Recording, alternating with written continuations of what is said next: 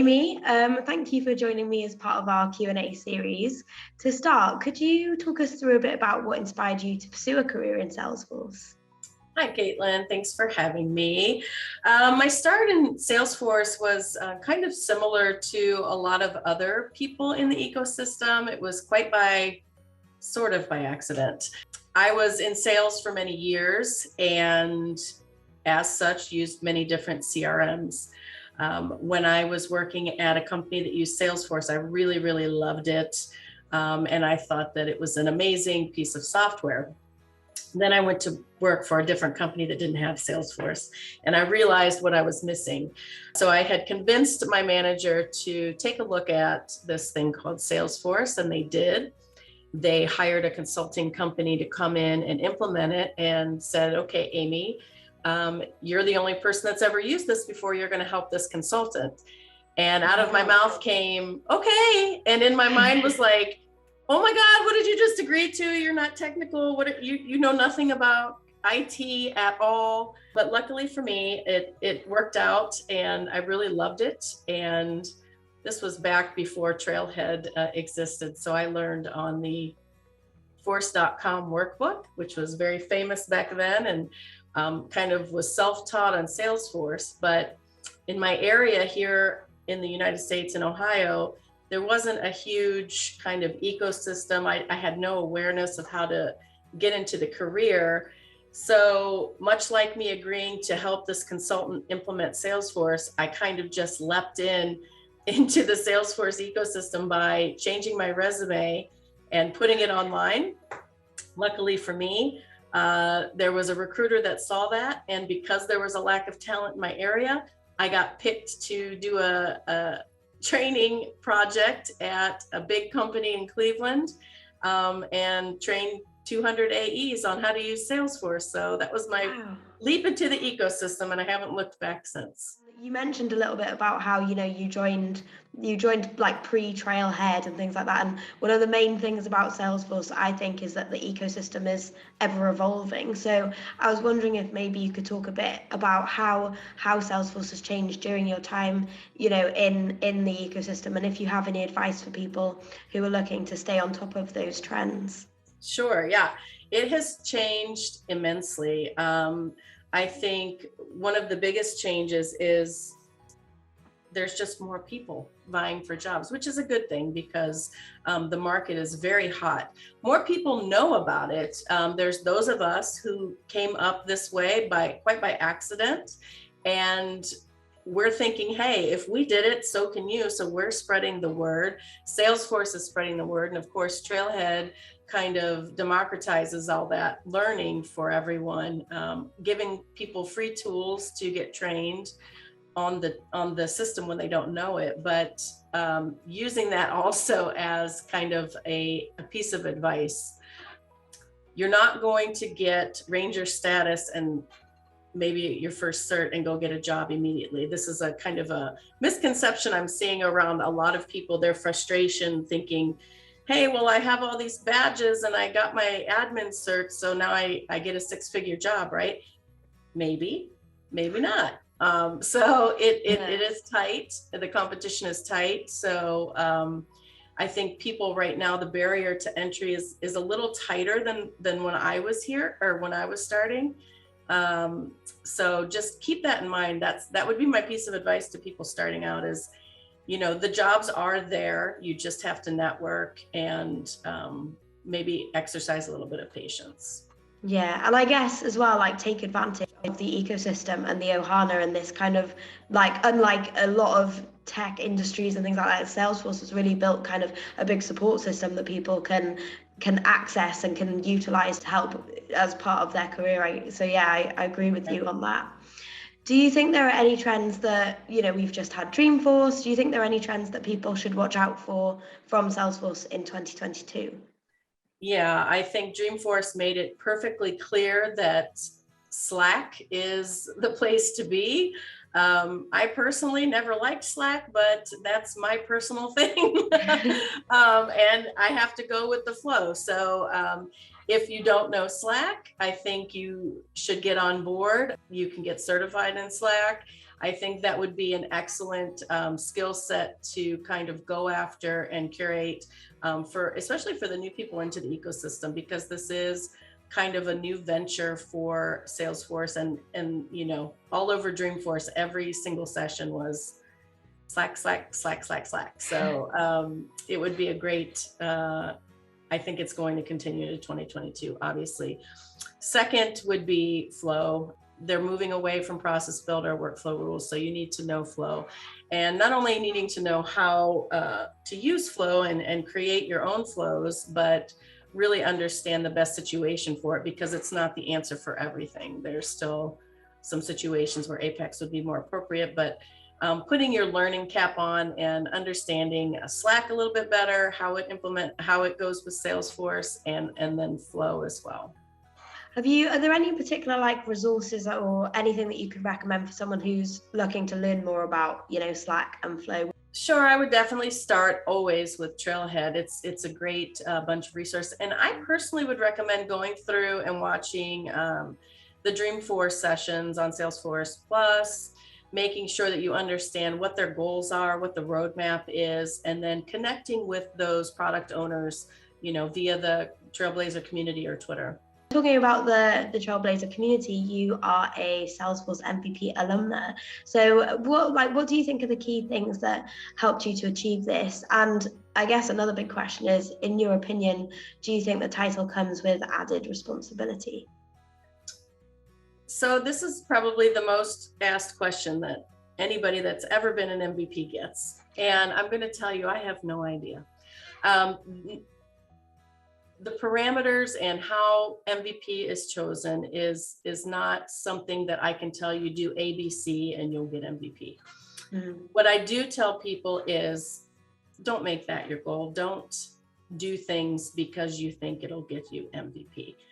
One of the most beautiful parts of this ecosystem is you can make your own path. And that's exactly what I did. And that's exactly what I encourage anybody that I talk to do. Be authentic to yourself, do things that make you happy, that fill your cup, and the accolades will come. My career, pre-MVP, post-MVP, no difference, because my career is what I make it, regardless of any kind of title or any kind of recognition or speaking at this place or that place. If you're happy and you're doing things that authentically are for you, regardless of what other people think you might be doing or might need to do, you're going to have success. You're going to be fulfilled. And just know that MVP is awarded to such a very small percentage of people in the ecosystem. Don't get down on yourself when you don't get it, because you really have no control over it. You know, you're nominated by the community and you don't know it. You're voted on and you don't know it. There's so much of the process that's behind a curtain. So you have really no control over it. So I wouldn't set out every day and say, oh, I'm going to do these 5 things so that I get MVP. It doesn't work that way. So just keep doing things for the community that fill your cup, that make you happy, and the accolades will come. Yeah, I guess at the end of the day, it is your, you know, it's your career path and it's your own journey to go through. So I think that's really key. I was speaking to someone else in the ecosystem the other day, actually, and they randomly mentioned about how they attended your Dreamforce session all about building your personal brand, and they said, I know her as Salesforce Amy, and I was like, oh, good. She's actually going to do a Q&A with us. That's amazing. So I was wondering if your personal brand kind of, you think, helped you to not get known in the ecosystem, but did it help you in your career, or did it come out as part of becoming, you know, getting recognized with these accolades? I was Salesforce Amy before I was MVP Amy. And I was going to, you know, India and different countries and talking to different user groups and working with different user groups way before MVP Amy. So that's my whole point. And I use my own career path as an example. I did what I felt made me happy. And, you know, there are so many different paths to take in this ecosystem. There are so many different fulfilling things that you have the opportunity to pursue. It's amazing to me that I get to do this sometimes, you know.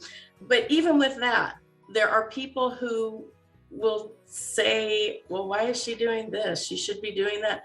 It's not really for anybody to say. So when you get a certain level of visibility, you're opening yourself up to that.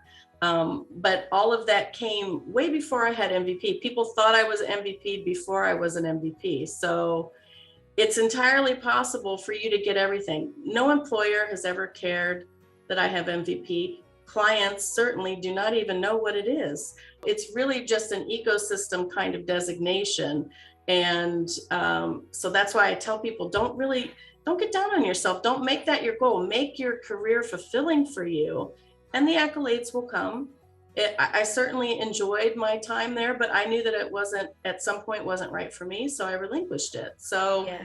that was a decision. You have control. This is your career path, and I've said it many times over the years. It's just make your career, make your time in this ecosystem what you want it, and fulfill yourself. I feel like this kind of links into my next question, which was going to be, do you have any advice for others who are looking to become an MVP? But you've covered off quite a lot of things. So is there anything additionally that you would like to add? I think just have the best career you can be. That's the real MVP title, in my opinion. You're in a career that is going to change your life. It's changed my life entering into this career. I've visited countries around the world and made friends with people all around the world that know my name. I'm from a very small town in Ohio, and my parents never left Ohio. You know what I mean? So yeah. It's an amazing thing to just kind of relish in this career. Don't get yourself burnt out, because it is very overwhelming and easy to do, and just make the most of it. Don't let those 3 little letters stop you from living your best life. I know that sounds like a cliche, but you really can. You really can. Yeah, you can't let it hold yourself back, I guess. And it's like you said, you've got to choose the opportunities that work for you and fulfill your cup. Yeah, I think that's a good piece of advice for everyone in the ecosystem. And talking about the Trailblazer community and things like that, you've co-led multiple groups and events around women in Salesforce. How important do you think the community is to increasing diversity and inclusion? I think the community's working on it. They have a lot to improve upon, but there are a great many of people who make this their jobs, literally their passion. Like I was saying before, you have a lot of opportunities in this ecosystem. If your passion is diversity, inclusion, there is a huge bunch of trailblazers that you can connect to that go down that path. And I think that, Salesforce is really doing a good job on increasing that, but there's a lot of work to be done. Yeah, I think that's kind of across the board with tech industries, because it's always been a traditionally male-dominated space. So, but I do agree with you. I think Salesforce are kind of leading the charge in that, and there is, and also it's like you said, there's loads of spaces where people who are interested in that can really harness their passion and make change. So, yeah, I can tell you, and the ecosystem is a little bit kind of insulated as far as that goes, because for me as a woman on projects, I still get looked at like, oh, she's the woman, she's not the one we're going to ask the question on, or that she's not technical enough. And if there's a man sitting beside me, they'll ask the question to the man. So in the world, as a broad sense, there's a huge disparity. So there's a great deal of work being done in the ecosystem, and everyone's kind of very supportive. But in reality, on projects, it's hard for women. Definitely. Yeah. Well, I would ask, I guess my final question to lead on from that is, what are your top tips to other women who are navigating a career in the ecosystem, whether that's in the ecosystem or on projects or in that environment? Yeah, I think, starting with the ecosystem, for sure, get connected to other women that you look up to. That's what I did when I entered this ecosystem. And it's been the women over the years that have been my support system. So this industry was a little bit different for me in that Salesforce ecosystem, specifically the Trailblazer community, Most of the women that I have come in contact with truly want to help each other. They truly want to uplift each other. So you have to find those kind of other women in the ecosystem. Everybody, reach out to anybody that you want to talk to. Most people that you want to talk to will respond to you, will connect with you. That would be my biggest piece of advice. Just connect, connect, connect, and build your network, because these women are going to be not only your mentors, but your sponsors along the way, helping you to improve, helping you to get to that next level. Yeah. And do you have any advice for, like, I guess, outside of the ecosystem, like how you talked about your personal experience on projects? Is there any advice or top tips on how to navigate that kind of? Yeah. Take deep breaths and, Yeah. win them over with your knowledge, and, make sure that they understand that you're there for a reason and you have a viewpoint.